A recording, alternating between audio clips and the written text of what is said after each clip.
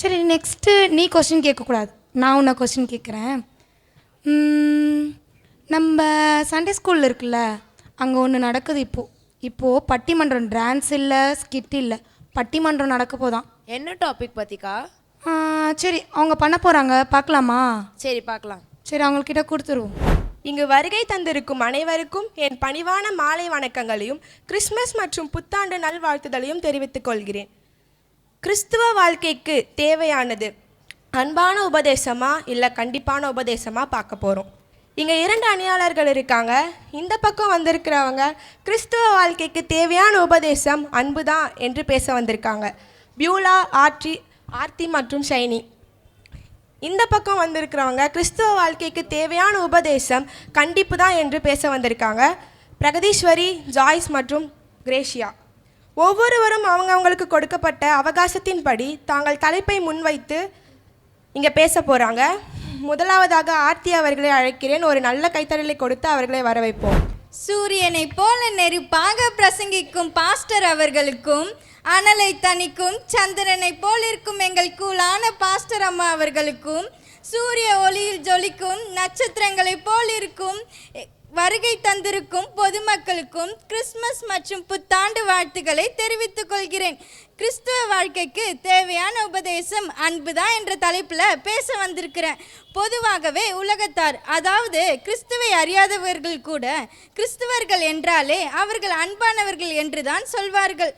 அப்படி இருக்கும்போது இயேசு அன்பானவர், இயேசு உங்களை நேசிக்கிறாருன்னு தானே நம்ம ஆத்மாதாயம் செய்வோம். யாராச்சும் போயிட்டு இயேசு கண்டிப்பானவன் போயிட்டு ஆத்மாதாயம் செய்வோமா?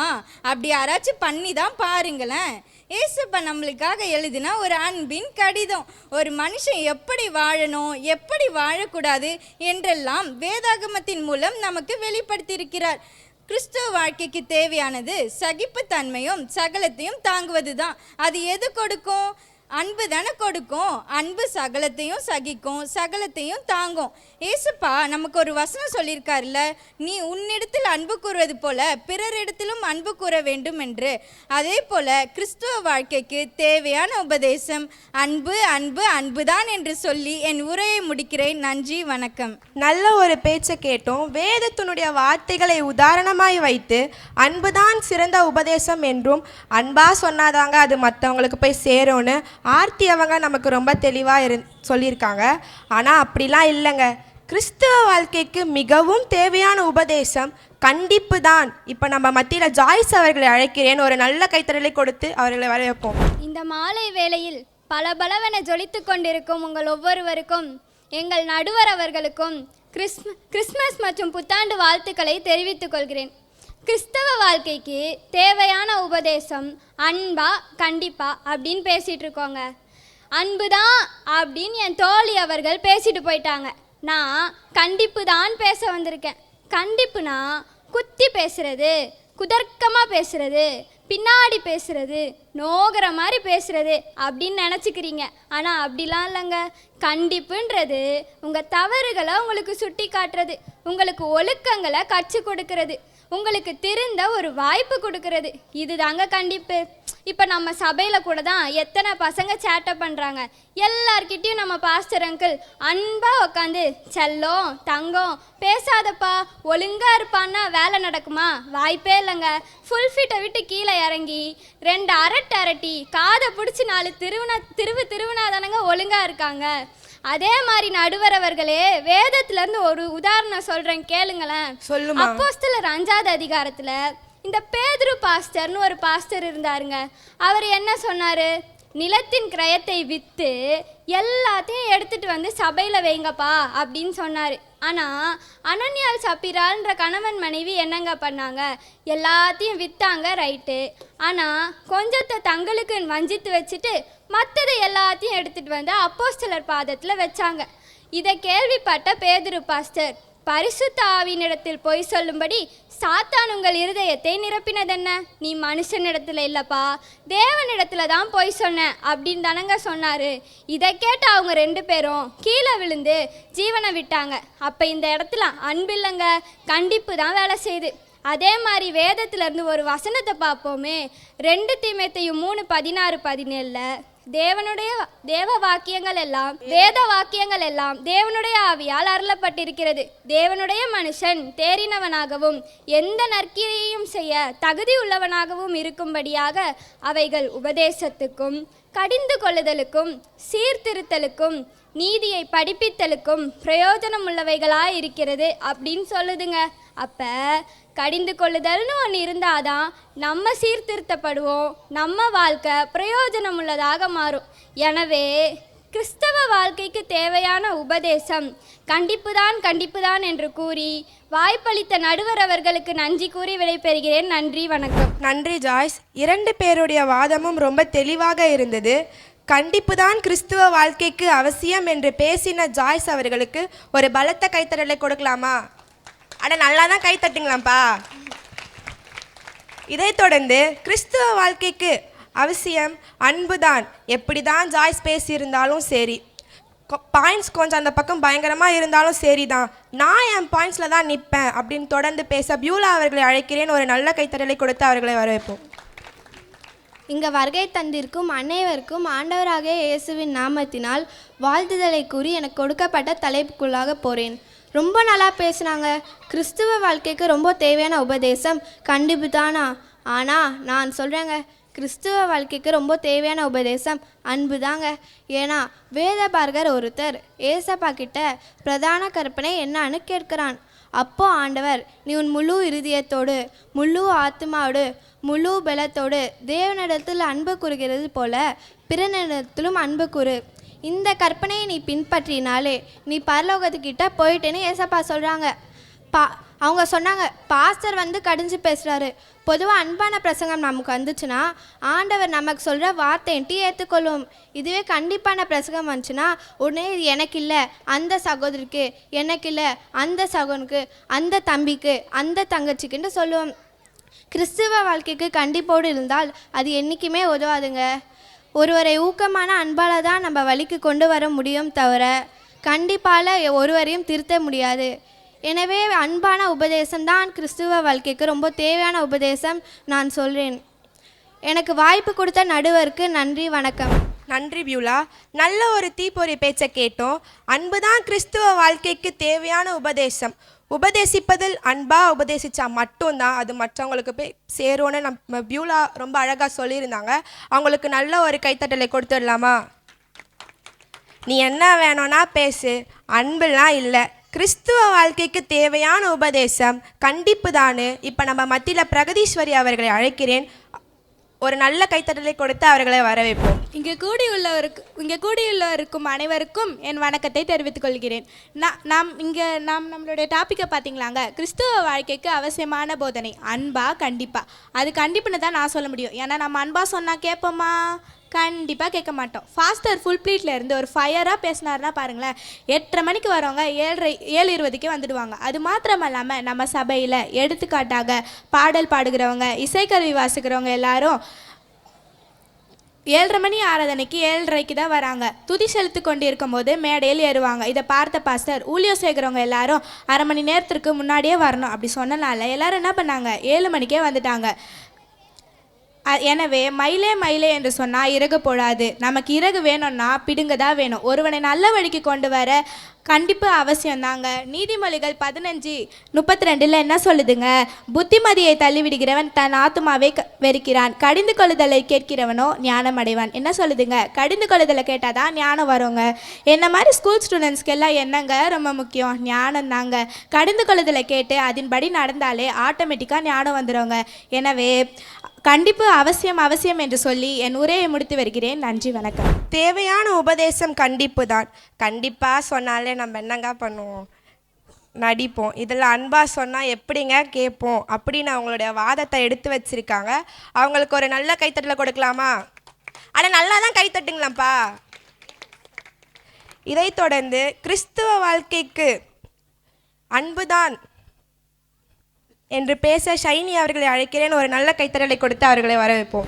இங்கு வருகை தந்திருக்கும் அனைவருக்கும் என் கிறிஸ்மஸ் வாழ்த்துக்களை தெரிவித்துக் கொள்கிறேன். கிறிஸ்துவ வாழ்க்கைக்கு தேவையான உபதேசம் அன்பு என்ற தலைப்பில் இப்போ நான் பேச போகிறேன். கிறிஸ்துவ வாழ்க்கைக்கு இன்றி அமையாதது அன்பு தானங்க. ஏசப்பா ஊழியம் செய்த நாட்களில் திரளான ஜனங்கள் அவருக்கு பின் சென்றாங்க. காரணம் ஏசப்பா காட்டின அந்த அன்பான உபதேசம் தான் ஏசப்பா பின்னாடி அவங்க சென்றாங்க. அது மட்டும் இல்லைங்க, ஏசப்பாவுடைய பிரசங்கத்தை கேட்டு ஜனங்க 3 நாட்கள் புசியாமலும் குடியாமலும் இருந்தாங்க.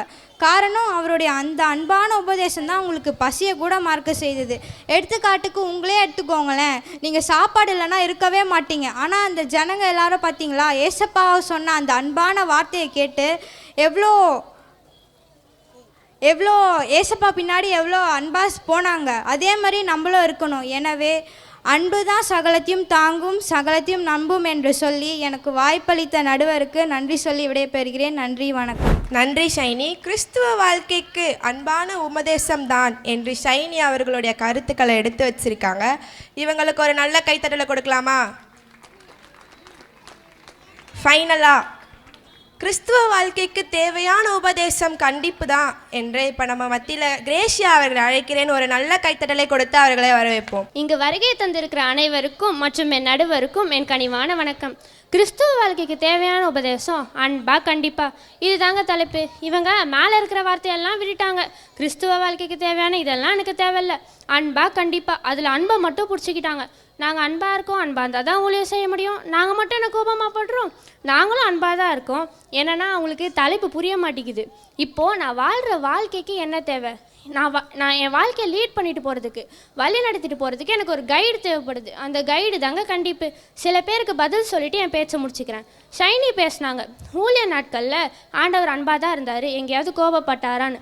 மத்தேயு 11:20 அவர்கள் மனம் திரும்பாமல் போனது நிமித்தம் கடிந்து கொள்ள தொடங்கினார்னு போட்டிருக்கு. அன்பாக இருக்கிற தேவன் தான் இங்கே கடிந்து கொள்றாருன்னு போட்டிருக்கு. அப்புறம் சமாரியா ஸ்ரீகிட்ட ஆண்டவர் வந்து அன்பாக பேசினோன்னே ரட்சிக்கப்பட்டுட்டாங்க, எல்லாம் ஓகே. சமாரியா ஸ்ரீ யாருங்க? ரட்சிக்கப்பட்டவங்களா? இல்லையே. ரட்சிக்கப்படாத ஜனங்களுக்கு அன்பு வேணும். நம்ம ரட்சிக்கப்பட்டு இருக்கோம். கிறிஸ்துவ வாழ்க்கைக்கு தேவையான உபதேசம் என்னன்னு தான் கேட்டிருக்காங்க. கிறிஸ்துவ அறியாத ஜனங்களுக்கு நான் போய் சுவிசேஷம் சொல்ல என்ன வேணும்லாம் கேட்கல. அப்புறம் பியூலா பேசினாங்க, வேற லெவலு. பாஸ்டர் வந்து கடிந்து கொண்டா, சிஸ்டர் இது எனக்கு இல்லை உங்களுக்கு, பிரதர் இது எனக்கு இல்லை உங்களுக்கு அப்படின்னு சொல்கிறாங்கன்னு. இதை சொல்லும் போது நமக்கு ஒரு மாதிரி கசப்பாக இல்லை? அவர் தப்புன்னு சொல்கிறாரு, அதை திருத்திக்க மனசு இல்லாமல் எனக்கு இல்லை உங்களுக்கு, எனக்கு இல்லை உங்களுக்குன்னு தள்ளி விட்டுட்டே இருக்கோமே. அவர் எதுக்குங்க கடிந்து கொள்கிறாரு? நம்ம மனம் திரும்பி நல்வழிப்பட்டு பரலோக ராஜ்யத்துக்கு போகணும் தானே கடிந்து கொள்கிறாரு. ஆனால் பரலோக ராஜ்யமே எனக்கு வேணான்னு சொல்லிட்டு தள்ளி விட்டுட்டே இருக்கோமே. அப்புறம் வந்து சரி, ஒரு ஃபேமிலியில் பேரண்ட்ஸ் வந்து அவங்க குழந்தைங்களை திட்டலாம் அடிக்கலாம். அது எதுக்காகங்க? அந்த குழந்தை நல்லா இருக்கணும், சீர் பொருந்தணும், அதுக்காக தானே. அதே தான் நானும் சொல்கிறேன். கிறிஸ்துவ வாழ்க்கைக்கு தேவையான உபதேசம் கண்டிப்பு கண்டிப்பு கண்டிப்புன்னு சொல்லி வாய்ப்பளித்த நடுவருக்கு நன்றி சொல்லி விடைபெறுகிறேன். நன்றி, வணக்கம். நன்றி கிரேஷியா. 2 அணியில் அமர்ந்திருக்கும் சகோதரிகள் அவங்களுடைய வாதத்தை நல்ல முறையில் எடுத்து வச்சிருக்காங்க. நல்ல சமாரியன் சரித்திரத்தை எடுத்து பார்த்தீங்கன்னா அன்பு தான் தேவைன்னு தோணுது. சபையை கள்ள குகையாக மாட்டாதீங்கன்னு ஏசப்பா சொன்னார். அதை எடுத்து பார்த்தீங்கன்னா கண்டிப்பு தான் தேவைன்னு தோணுது. பென்சில் தப்பு பண்ணால் எரேசரால் தான் அழிக்க முடியும். அதுபோல் அன்பு மட்டும் இருந்தால் தவறுகளை உணர முடியாது. கண்டிப்புன்னு ஒன்று இருந்தால் தான் தவறுகளை கரெக்ட் செய்ய முடியும். நான் ஒரு உதாரணத்துக்கு சொல்கிறேன். நம்ம பசங்களே எடுத்துக்கோங்களேன். நம்ம அன்பா என் சல்லம், என் வயரம், என் பட்டுன்னு சொன்னால் நம்ம பேச்ச கேட்பாங்களா? கேட்க மாட்டாங்க. நீனா சொல்கிறத நானா கேட்குறதுன்னு இருப்பாங்க. இதுவே கண்டிப்பாக சொல்லி பாருங்கள், எப்படி அதுக்குன்னு ஓவராக வந்து கண்டிக்கணும். நின்னா குத்தம், பத்தா குத்தம், சாப்பிட்டா குத்தம் அப்படின்லாம் இருந்தால் அவங்க என்ன பண்ணுவாங்க? நம்மளை மதிக்கவே மாட்டாங்க, அசட்டை பண்ணிட்டு போயிட்டே இருப்பாங்க. எனவே கிறிஸ்துவ வாழ்க்கைக்கு 2ம் முக்கியம் என்று என் தீர்ப்பை கூறி விடை பெறுகிறோம். நன்றி, வணக்கம். பட்டிமன்றம் ரொம்ப அழகாக இருந்துச்சு. நடுவரே சொல்லிட்டாங்க பதில், எல்லா பதிலும் கரெக்டாக சொல்லியாச்சு நடுவரே. நெக்ஸ்ட்டு பட்டிமன்றம் பார்த்தாச்சு. நெக்ஸ்ட் என்னடா? டான்ஸ் தானே? டான்ஸ் தான்க்கா. நம்ம ஏரியா சண்டே ஸ்கூல்லேருந்து டான்ஸ் ஆட வந்திருக்காங்களாம், பார்ப்போமா? You're the King of Kings, you're the Lord of Lords, you're the Prince of Peace. You're Emmanuel, supernatural, Savior of the world. I will sing your praise.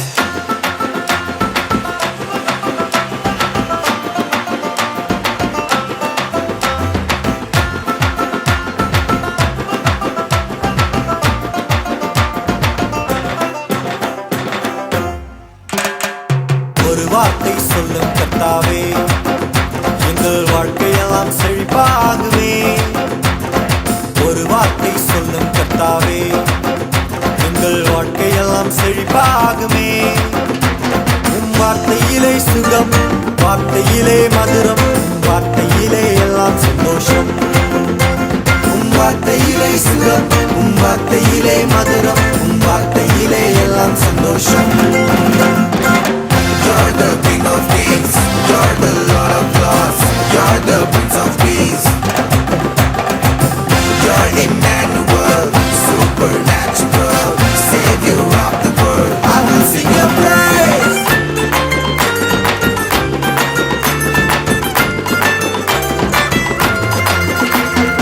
மாறாவின் கண்ணீரெல்லாம் மதுரமாக மாறிப் போகும். மாறாவின் கண்ணீரெல்லாம் மதுரமாக மாறிப் போகும். கண்ணீர் மாறிடும், துக்கம் மாறிடும். கண்ணீர் மாறிடும், துக்கம் மாறிடும். ஒரு வார்த்தை சொன்னால் போதும், நீ ஒரு வார்த்தை சொன்னால் போதும். ஒரு வார்த்தை சொல்லும் கர்த்தாவே, எங்கள் வாழ்க்கையெல்லாம் செழிப்பாகுமே.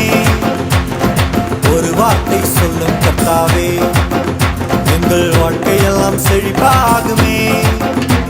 உம் வார்த்தையிலே சுகம், வார்த்தையிலே மதுரம், உம் வார்த்தையிலே எல்லாம் சந்தோஷம். உம் வார்த்தையிலே சுகம், உம் வார்த்தையிலே மதுரம், உம் வார்த்தையிலே எல்லாம் சந்தோஷம். Yeah.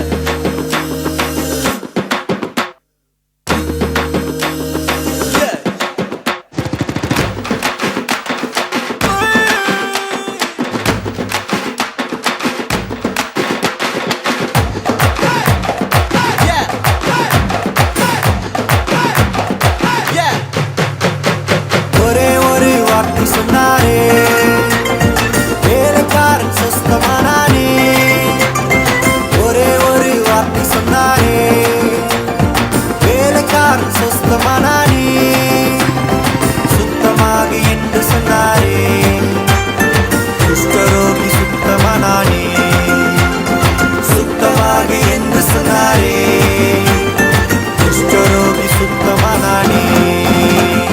கூடாதது ஒன்றுமில்லையே, கூடாதது ஒன்றுமில்லையே, கூடாதது ஒன்றுமில்லையே, கூடாதது ஒன்றுமில்லையே. என் தேவனால் கூடாதது, கூடாதது ஒன்றுமில்லையே. என் தேவனால் கூடாதது, கூடாதது ஒன்றுமில்லையே. டான்ஸ்லக்கா ரொம்ப அழகாக இருந்துச்சு. சரி நெக்ஸ்ட் ஒரு டான்ஸ் இருக்குல்ல, அது வந்து நமக்கு ரொம்ப ஃபேவரட்டான ஒரு டான்ஸ்க்கா. அதாவது அப்படியா? சாங்.